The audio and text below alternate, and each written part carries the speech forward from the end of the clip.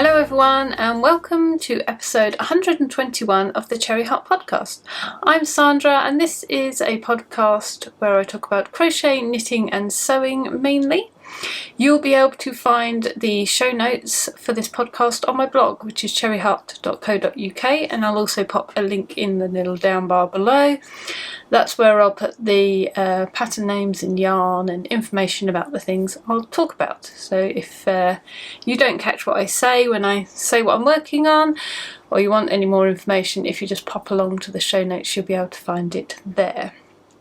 You can also navigate this podcast, video, whatever it is, using the little video chapters. Again, they'll be linked if you hover your mouse over the bottom of the screen or your finger.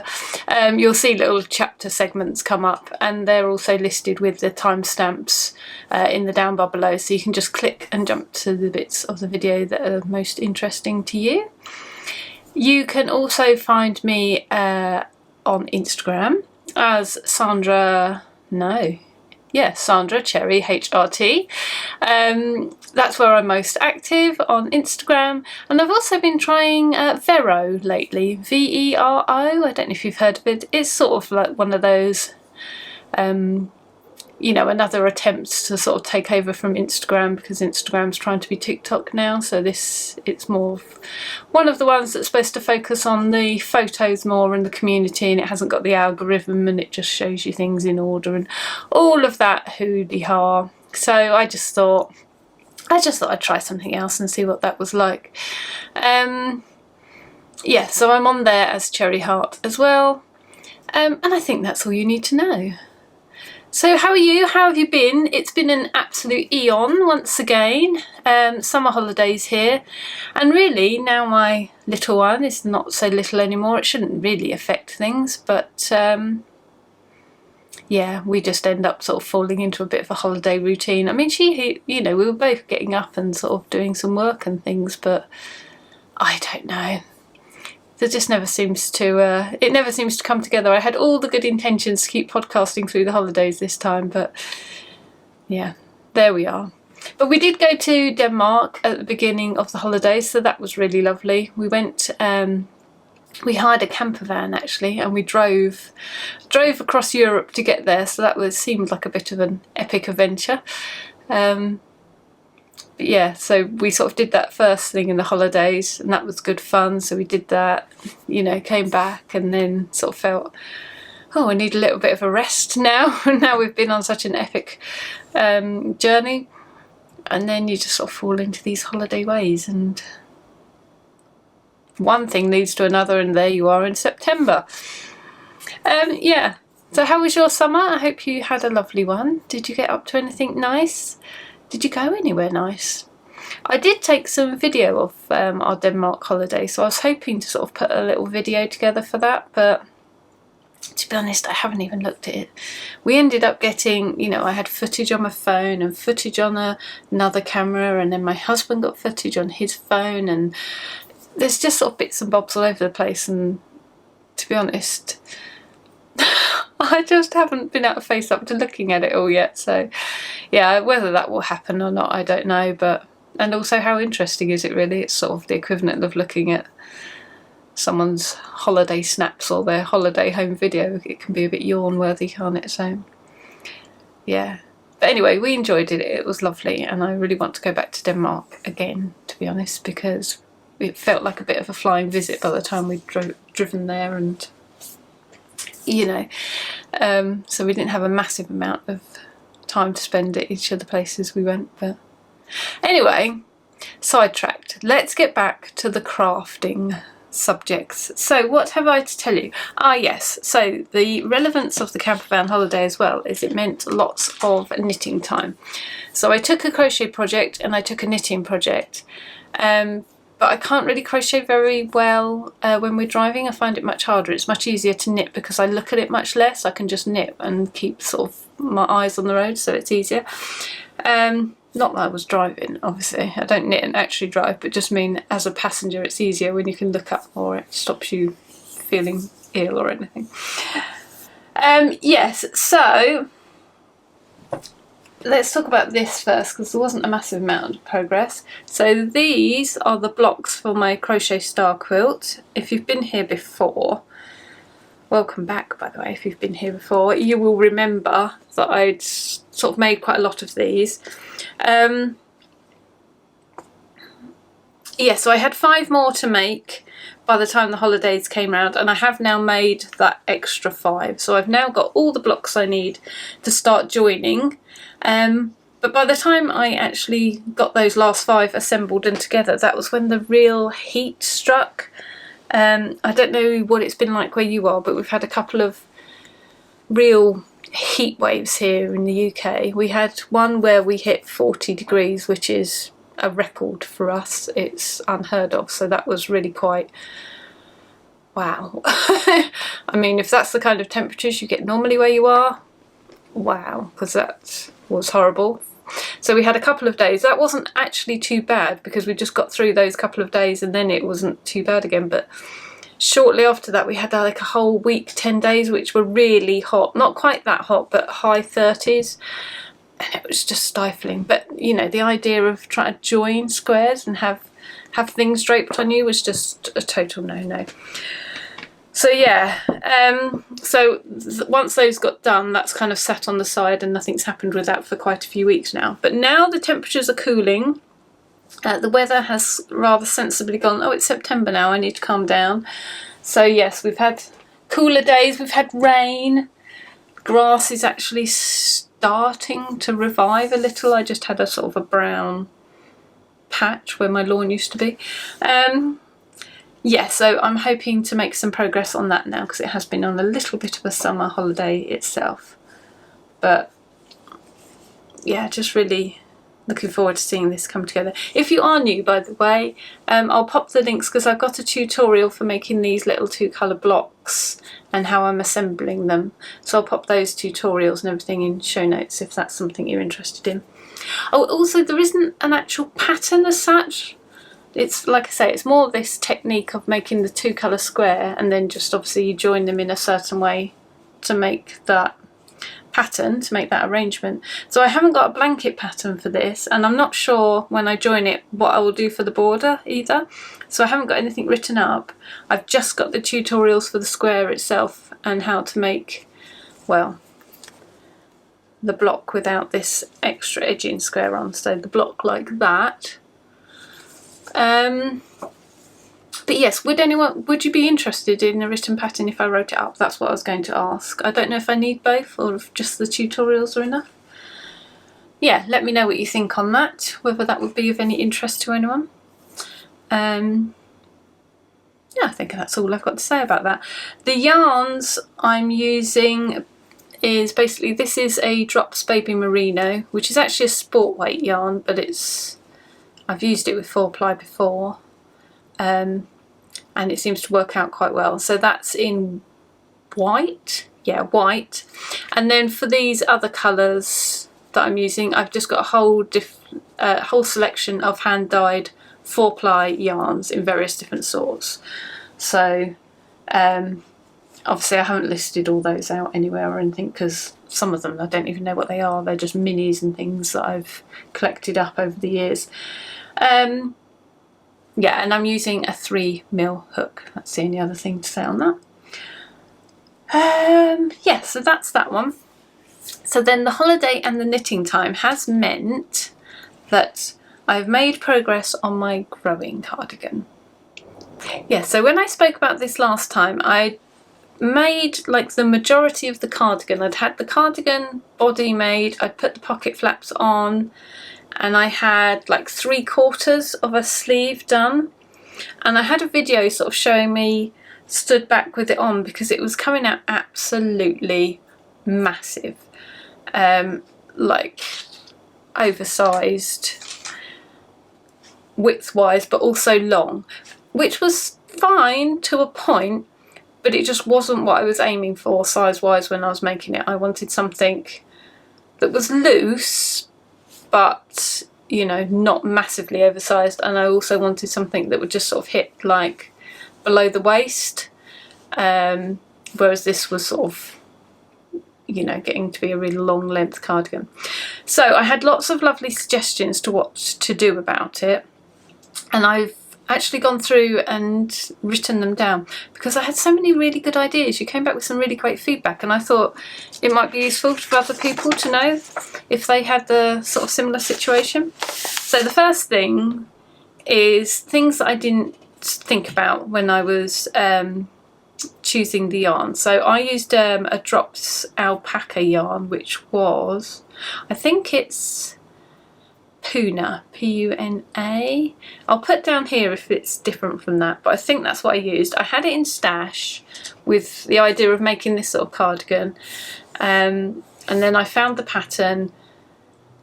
It was a DK yarn as well, and I thought that I'd found a good fit. But what people were saying with alpaca is it really grows. So it really grows lengthwise just from the weight, and also it will grow when you block it a lot as well, which I don't think I realised how much of a factor that would be.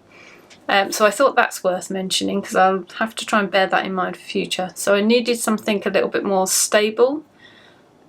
You know, a more stable yarn choice would have been better for this for a start. So it's quite a heavy yarn. That's the first thing I learned. And then also I didn't factor in the fact that just adding the pocket, so you've got the fabric in front and you add an extra flap for behind the pocket, so that's extra weight. So I didn't think about that. And also that at the time that I showed it, I hadn't sewn the pocket flap on, so that was sort of pulling down and the pocket was pulling down, so it was a bit misshapen. So I was saying, if a couple of people said if I'd sewed the pocket in and kind of stabilised that area, it might not sort of, what's the word? It's not going to shorten the cardigan, obviously, but it just, you know, gives you more of an idea of how it's actually going to hang, because the pocket's not being shaped as sort of pulling down and adding to the drag. So that was a good point, I thought. What other things did I learn? I've got some other suggestions of things I could do, which I thought were really good. Yeah, I think that was sort of the most of the learning points. So the suggestions of how I could fix it, these are these were brilliant suggestions. So the first one, which I think is quite scary, is to shrink it after I've made it. So because I'd got so far through with it, they were just suggesting finish off the other sleeve, knit the second sleeve, and then just shrink it. So either put it in the washing machine, put it in the dryer, or to hand wash it and felt it. So the idea to be to felt it, shrink it up, and then it would fit. So this idea did briefly cross my mind when I was making it. I thought it's so big, like if I shrunk the whole thing down, that's what I need, you know, it's not just big one way, the whole thing needs to be smaller. So I thought I could try and felt it, but I was just, it's such an unknown quantity, isn't it? I think if you were going to do it, maybe the hand wash method would be best, because then maybe you could keep an eye on it. But even so, it's pretty risky, isn't it? And you've got the water, the weight of the water in it, so it's hard to tell until it dried. I don't know, I didn't dare go there, but a few people suggested that. So I thought that's worth mentioning. Oh, we have a visitor. We have little Bertie boy come to visit us.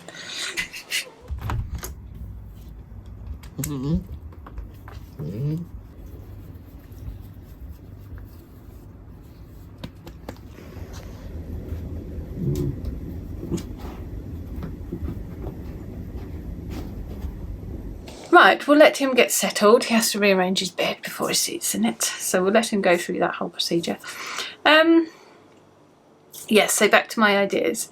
So another idea, which I thought was quite scary, was to actually take out a bit of the length. So rather than frog the whole thing, which was what I was contemplating doing, is if you can imagine like breaking the middle, frogging back a little bit off the bottom, a little bit off the top, and then kitchenering those two bits together again, which again, it's a good idea to avoid the frogging, but the idea of kitchening that amount of stuff together, really quite scary. And the stockinette stitch is okay, you know, just the plain regular stitch is fine, but this had kind of garter stitch edges and a knit cord ending with slip stitches, and I thought, I have enough trouble keeping that on track as it is, let alone trying to work out how to kitchener that together. So no, I wasn't remotely brave enough to attempt that. So the other ideas was, because I had like a long baggy sleeve, was to turn it into a bishop's sleeve, so where you leave it longer and then just cinch it in at the wrist. So there was that idea to change the style of it.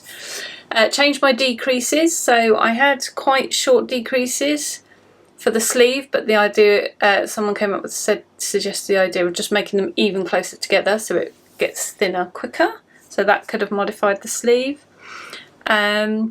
And then also, one of the most popular suggestions was to actually sew up. So the underarms that I had were really coming down quite low. So the suggestion was to literally sew up some of that armhole and then pick up the stitches for the sleeve, because then I would have a smaller hole to start with. That would make the sleeves narrower to start with, and that would have corrected my big droopy sleeves. So that was a really good idea. I think I did mull over that one, doing that one, because I think that's a really good fix and I hadn't thought of it. But again, because their whole body was quite wide and long as well, I wasn't sure that would sort of fix all the problems I was having with it. And the other idea was to just take the sleeves, or leave the sleeves as a 3/4, or maybe take them back to sort of here, or take them off entirely and just have it as like an oversized, like longer vest, or like an oversized one with a longer sleeve, sort of about where this sleeve is actually, which I think that was my favourite idea. Of, if I was going to keep it, I would have done that, because I think the sort of baggier sleeve to here would have suited the look of it, and I think it would have been a really nice style. I've actually got a cardigan that's got those kind of sleeves on it, in a different colour, slightly different pattern and everything. So I really like that idea, and if I was going to keep it, that's what I would have done. I think that's the idea I would have gone for, is to just have it as a sort of either no sleeve or a shorter sleeve, sort of really oversized, kind of throw over the top sort of, well, jacket, I don't know, you know, to another layer to put on. So that idea I really liked as well. So have I gone through all the ideas that people had? I think I have. I wrote a list. I'm just gonna check. Yeah, I think that was the ideas that I have. And a lot of people as well just said, no, just frog it. You seem like you're not happy with it, or it's coming across that you're not satisfied with it, so just frog it. So in the end, if you've seen my Instagram, you'll know this big anticlimax, that I did frog it. So I did a kind of frog as you go kind of method, that I'm terming it there. Yeah, so what I mean by that is I frogged it a bit, and then I started re-knitting it. So I frogged back the sleeve, and I frogged the pocket flaps that I'd added, and I took the I-cord, the bottom I-cord edging off, so I was back to like a raw edge.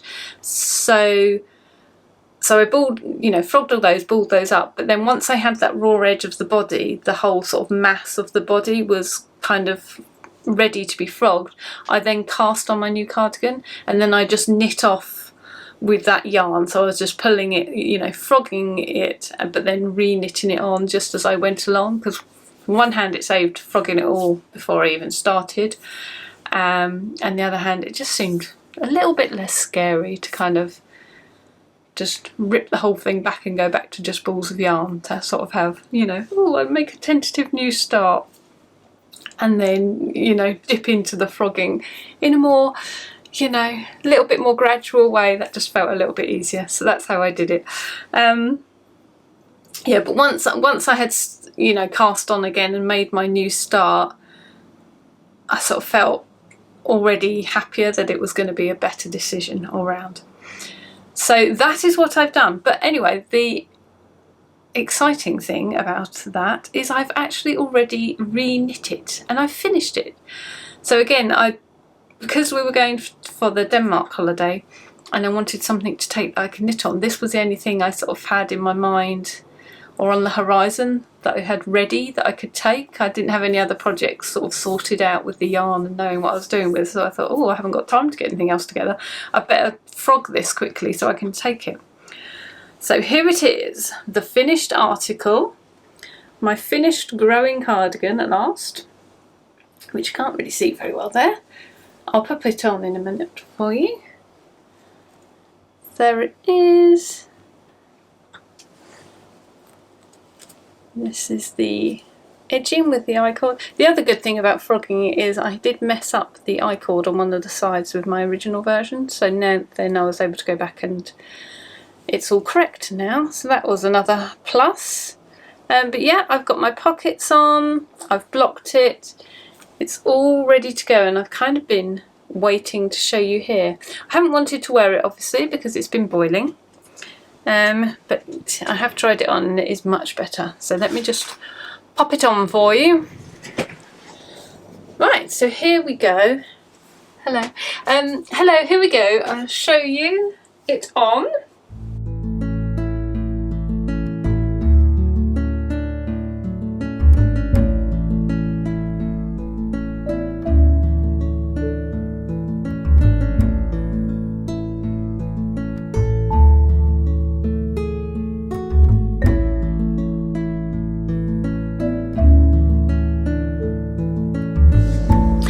So you can probably see I've still got quite a long length actually. I mean, my waist is, I mean, I like quite a low hippie waist, but even so it's below that. So I have gone quite long. It almost covers my bum again. So I did stick with a reasonably long sort of style, but I think that's about right. I could have had it a bit shorter, but again, I guess the alpaca means it is going to grow a little bit over,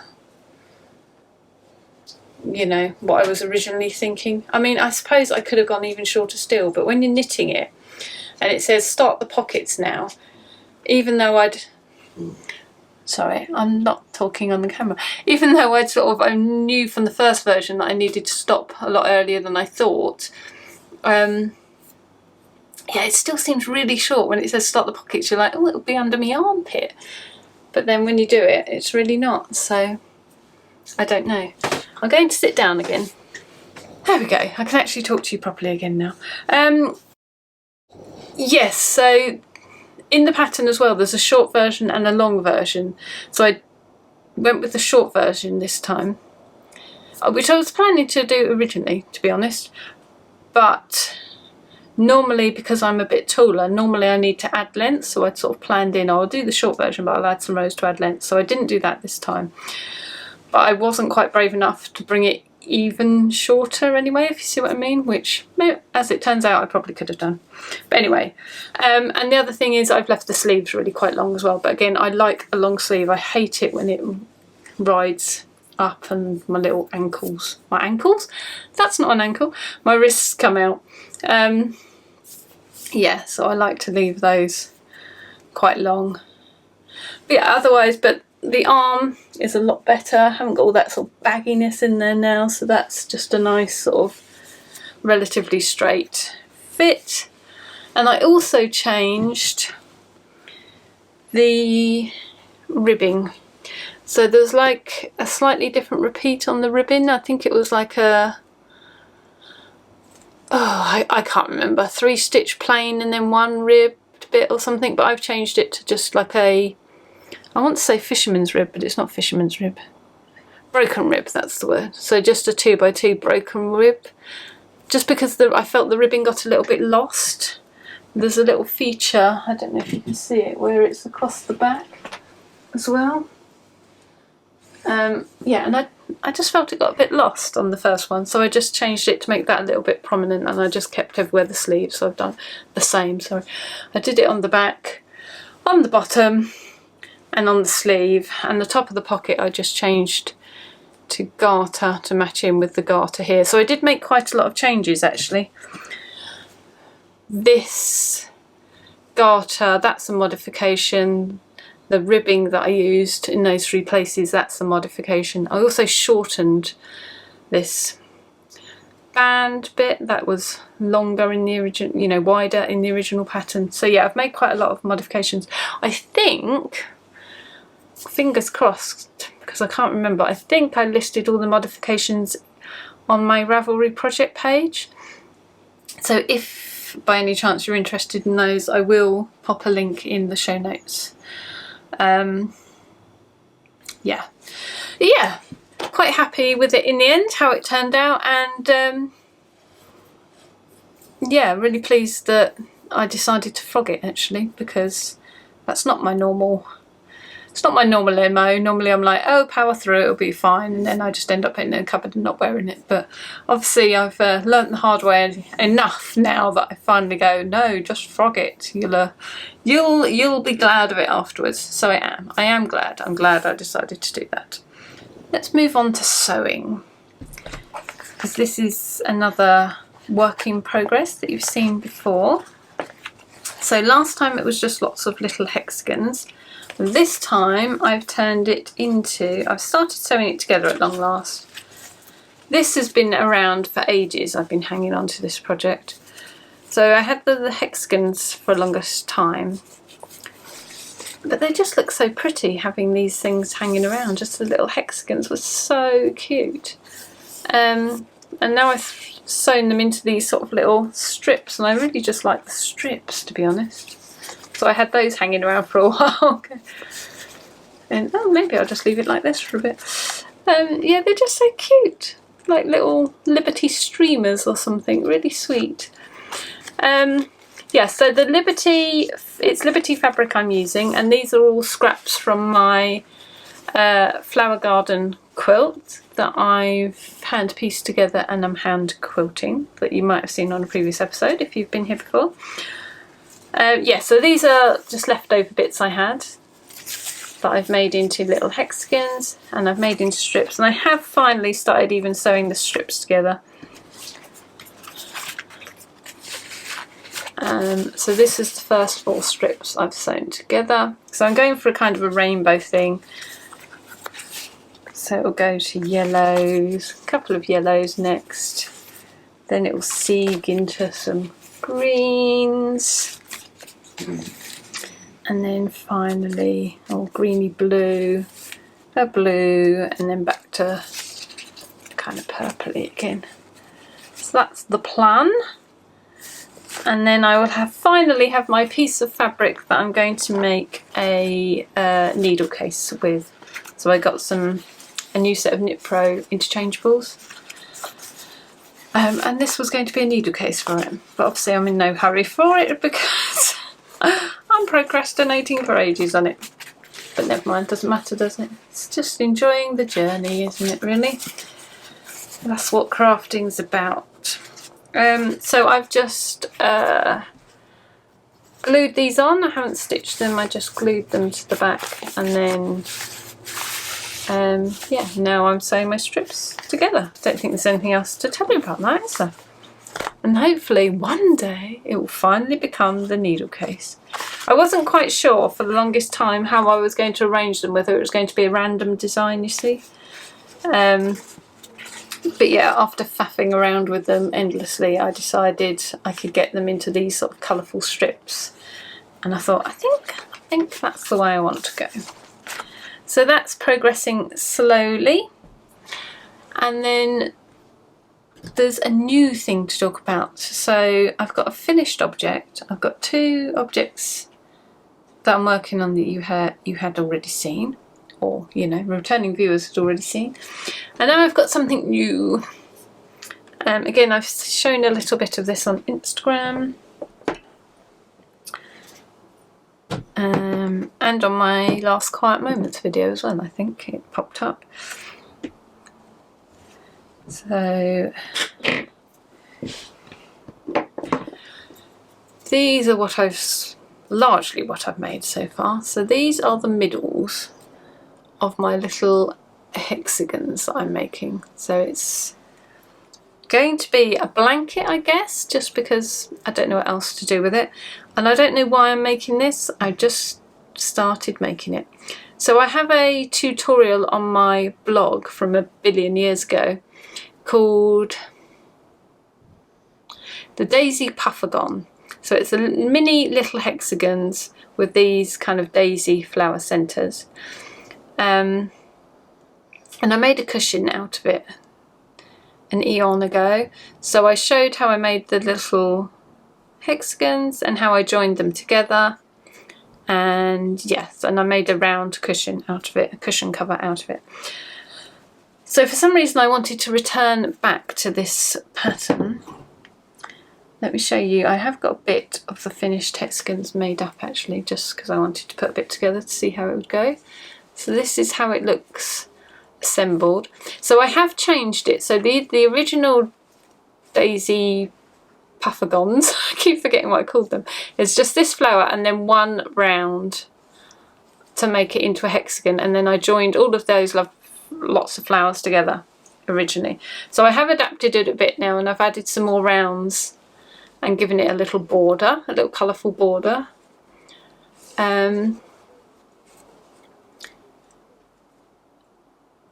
Yeah, I've run out of words, can you tell? I don't know what I'm saying anymore. Yeah, just so there it is, that's what it's going to look like. So that's my little sample piece. These are, I thought these are all the flowers that I needed, but looking at it, I'm not sure it's going to be enough. I kind of planned it out roughly, but now I'm feeling less confident about that. Anyway, so I thought I'll make up all the flowers first, because they're not hard to make. It's kind of a little bit fiddly to sew all the ends in those, so I've done that sort of chore. I made them all up first and ignored the ends for quite a long time, and then finally thought, right, I'm going to have to sit and sew these in. So these are all my ends. So I put this little bowl on the side when I sit and crochet of the evening, and then I can collect them all up in there, because I used to just sort of put them on the side and they'd end up getting stuck to a sleeve or being on the carpet, or I was hoovering them up or something. So I thought I'll put them in a bowl and keep them together, and then I just end up getting a perverse pleasure of seeing how many ends I've sewn in. Oh my god, it's just so many. Instead of throwing them away, I end up keeping them, which is a bit weird.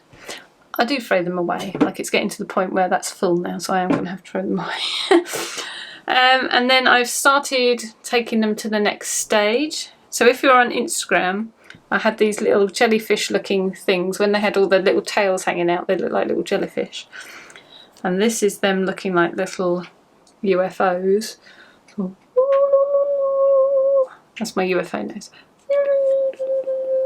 It's not very UFO-y, is it? But is that what aliens sound like? I don't know. Yeah, so I've got a few of those in each of my colours. So these are the only ones I've got left that I can add into my main bit of blanket now. I don't know why I'm showing you all these. Yeah, so those, and then finally I can use the last colour as the little border, and then I join them on as I go. So basically the technique I'm using to join as you go here isn't regular join as you go, because that's good for granny squares where you get the frequent little spaces that you can slip stitch into.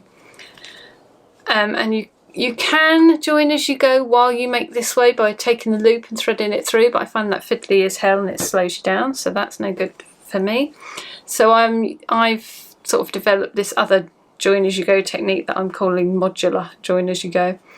So basically it's what I used for my Battenberg blanket. So if you see my Battenberg blanket, which is squares, it alternates between white squares and colourful squares. So I developed this technique so I could join, what am I talking about?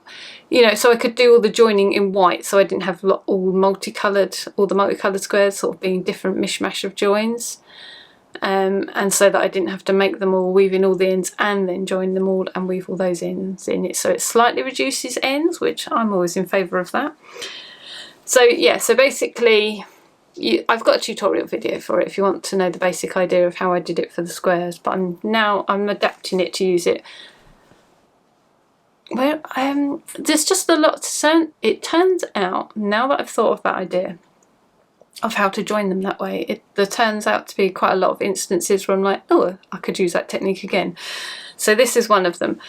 So because hexagons can be fiddly to join, because you can't just join them like squares, join them all the rows and then join all the columns, because there's no clean sort of obvious line that's going to join them all.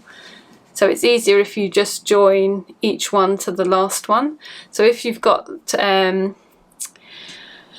like granny square type hexagons where they've got all the gaps, then you can use join as you go like that. But this is how I do it when there isn't the gaps. So basically what I'm saying in a long-winded way is I do the border and then I don't cut the yarn and I turn to the back and then I join round on the ones that I need to join to. So the next 2 or 3, however many I've got in. So when I join the next one on, say I join one on here, I'll make the border of this one and I'll turn it to the back and then I'll join along these edges. If that doesn't make any sense at all and you want to know what the heck I'm talking about, if you go and check out the Battenberg modular join tutorial, then that might shed some light on what I'm going on about. But I might do a tutorial for this as well, so that may happen.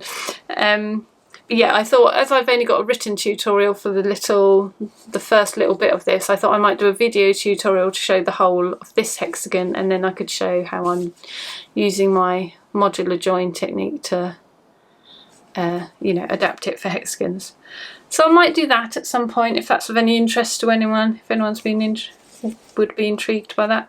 I've also started to try and work out how I'm going to put my little filler hexagons on. This isn't quite right yet because it's standing a bit proud. I want it to be a little bit flusher, to lie a bit flatter. Yeah, so I can finish the blanket and have it be nice and flat. You see what I mean? Have the edges be square, sort of. Oh, I really cannot speak. This is what happens when you don't podcast for more than 5 minutes. Your words get all in a jumble. Yeah, so I can make half hexagons for one side. That's easy enough. But it's just making these little bits to go in these little edges, isn't it? That's always a little bit awkward. But yeah, that's not quite there yet, so I need to work on that. But yeah, that's all in progress. Oh, yarn. Better tell you about yarn. So for this, these are my colours I've got. I used slightly different colours while I was testing out ideas, which I also liked. I might do the tutorial in the other colours if I do that. Yeah, anyway, so it's Starcraft yarn, and it's mostly, so there's the Bambino and the Bellissima, which is exactly the same yarn with a different name. Bambino are just slightly more aimed at baby knits colours, and the Bellissima are slightly bolder colours, but exactly the same yarn. They've even got a couple where there's, you know, the same colour is in both ranges. I don't know why that is, but that is how it is. So this one, the cream, I'll list all the yarns out and put it in show notes for you. So the cream, this sherbety colour, I think it's something like denim dungarees colour, the fuchsia pink, the heather, the soft pink, oh, and this sort of limey, that might be avocado, I think. I'm not 100% sure of the names. Most of these are Bambino, I think. That might be Bellissima because it's a bit bolder. So those are all the Starcraft, Bambino, Bellissima ones. And then I've got this one. Sorry, I keep looking at the screen, but I'm trying to see what I'm showing you. So this green one and this yellow one are from a different range though, because there's only a very mustardy gold in the Starcraft range, which is lovely, but didn't suit the colours I had. So they haven't got anything that's just a nice, I don't know, banana-y mid yellowy colour. So that is a different brand. I think I'm going to have to put these in show notes because I can't remember. I think this was King Cole, but I have no idea what the yarn was called. I'll pop it on the screen. And then this was I got for another project as well, because again they've got like the limes and they've got like the kind of appley acid greens that they go for, but they very rarely go for these nice sort of jadey, emeraldy kind of greens, which I prefer. So I generally have to fill that in from another brand. Yes, and I've no idea what this is. I've got pattern smoothie in my head, but I'm not sure that's right. Again, I'll pop it here, and you know, I'll find out the colours. I'll find out all the information so you have it. So I know that's annoying when it crosses different brands, if it's like particular colours you like. It annoys me as well, but I can never, very rarely can I find a brand that does, you know, all the colours I want.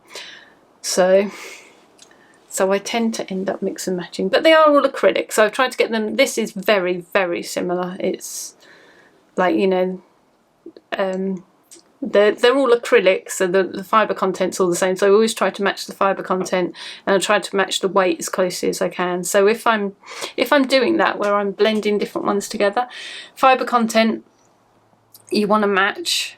Ideally, you want to actually match it, but as close as you can if you can't. And the other reason to match it, apart from things like washing and so it looks the same, is to try and get the same yardage, so you get the same weight. So these are all DK yarns, but you know, as you know, you can get one DK that's thin, another that's fatter, another one that borders on, you know, seems like it's practically Aran weight. So there can be so much variance. So if you get the same fibre breakdown, then you can check the yardage amount and see how closely they match. So if it's the same fibre and the yardage is the same, there's a better chance of it matching quite well. So that's what, so this one matches really well. This one is slightly different. It's got a bit more of a sheen on it than these. Yeah, but it was as close, the closest thing I could find. They did have some greens in this range as well, which weren't bad, but this colour was slightly better, and I already had it in stash, so you know, I'm not going to buy something when I've got something I can use.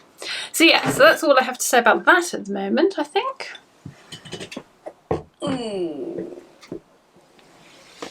Errant end. And then one last thing to share is some incoming goodies. So I got some lovely jewellery from my beautiful niece and her small business that she's started. She's been going for a little while. She was doing cards at first, and she does hair scrunchies, and now she's branched out and she's got jewellery as well. So I don't know, I've got the earrings in as well, let me show you. So I've got matching earrings and necklace. I don't know how well you can see that. Sorry, looking at the screen again to try and see if you can see. There it is. Let's try and get the earring in a bit closer for you. Aren't they cute? So adorable. I'll pop a little close-up in as well. I'll take a picture after. So I ordered this set, so the necklace and earrings matching, and then I also ordered these ones, which are super cute. Little shells with a gold leaf on and everything. So that's the they're made from the clay, sort of clay earrings. They're so pretty. And then she also put these little sort of love hearty sherbet heart ones in as well. So they're stud ones. Aren't they cute? Isn't that clever? So the whole family's got involved. My lovely niece and her mum helps her, and her dad gets it up on the website for her. So it's becoming quite the family little business now. But yeah, I had to order some. They've got so many good ideas of different things they want to do as well. So yeah. Let me tell you her business. This is what it is. Here's her card. Please don't ask me to pronounce it. She can pronounce it. I can't pronounce it very well. It's French. Rongouze des Annes, I think it is. Rongouze? I'll pop it on there. I'll pop the link in my show notes as well. But it's www.rongouzedesign.co.uk. And she's on the Instagram as well. So there you go. Proud auntie or what though? She's still so young as well. Like she's, you know, but like I say, so she needs a little bit of help with things. But the ideas and things they work on together as well. But she just comes up with so many clever ideas herself, you know. And oh, and go, I could make this, and you know, put it in my shop. Yeah. Very inspiring, isn't it? I wasn't that get up and go at her age. So yeah, it's impressive. But yeah, really pleased with those. So I think that's all I've got to show you. Yeah, that's probably enough. How long has this been? Yes, plenty long enough. Have to edit it down so we can even upload it. But yes, hopefully you've had a lovely time since we last spoke, and I hope you find some nice crafting quiet moments until we speak again. Okay, till next time, bye!